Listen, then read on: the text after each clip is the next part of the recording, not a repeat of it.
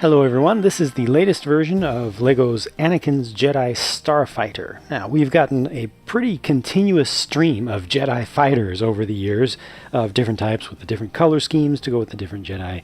They've gone back and forth between the Deltas and the Etas, and this is a Delta. It's a Delta 7B with the integrated or non-integrated astromech, so they've got the spot for an actual full astromech to go in there.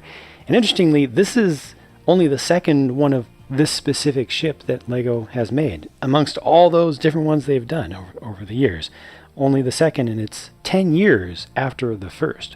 The design of this is significantly different from the 2008 version, but it's not all that different from the most recent Delta Starfighters that they've done, using the same basic techniques for the shaping of the cockpit and around the cockpit.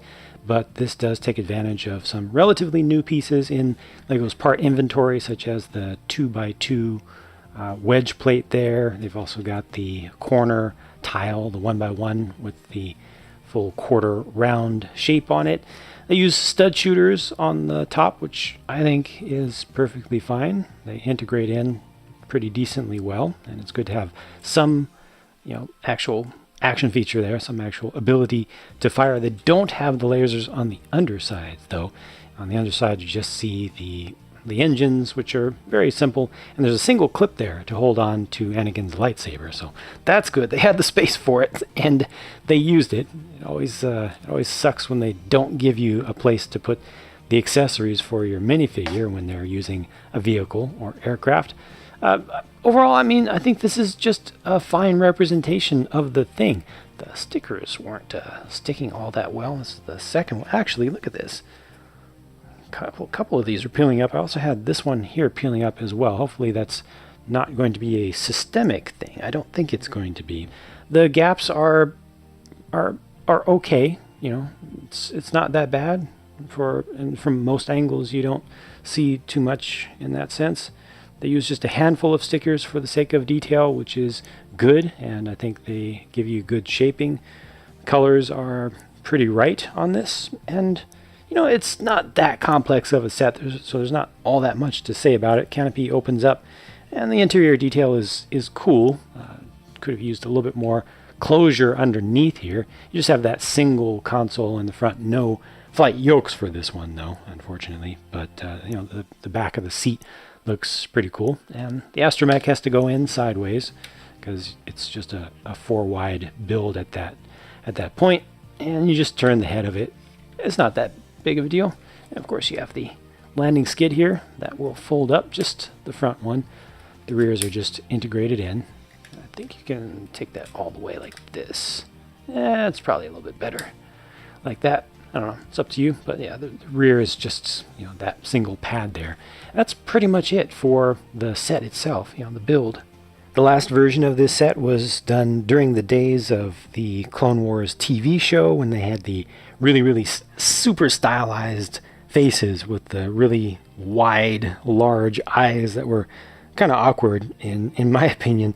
So this one is, just using the standard style, which from a distance looks a lot like the one that's in the last Anakin's fighter set, which is the Anakin's Jedi Interceptor set, whereas the Eta class.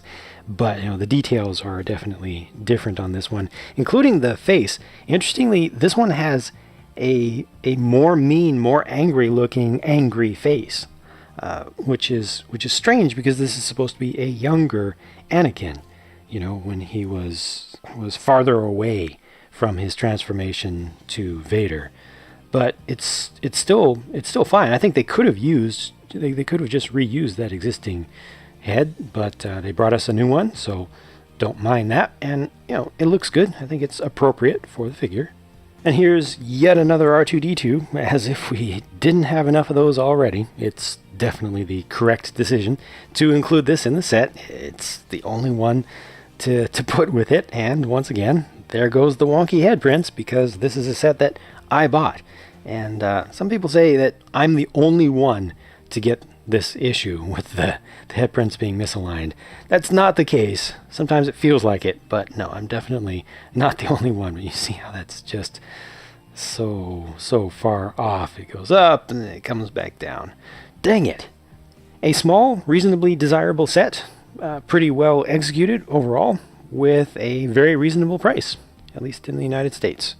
Everywhere else, less and less and less reasonable on the price, which is just really messed up.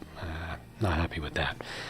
But the set is done well. If you can get it at a reasonable price, I do recommend it. I feel like this is one that you can hold in a collection for a long time. If you're a collector, I think that this will last. And if you're not a collector and you just like Star Wars toys, I think this is a good toy because it's well put together. It looks good, holds the figures just fine, has the appropriate figures, and a little bit of play value as well. It's very swishable for sure. So a good job on the design, and your mileage may vary when it comes to price. That's it for my look at this one. Thanks for watching. I will talk to you again very soon.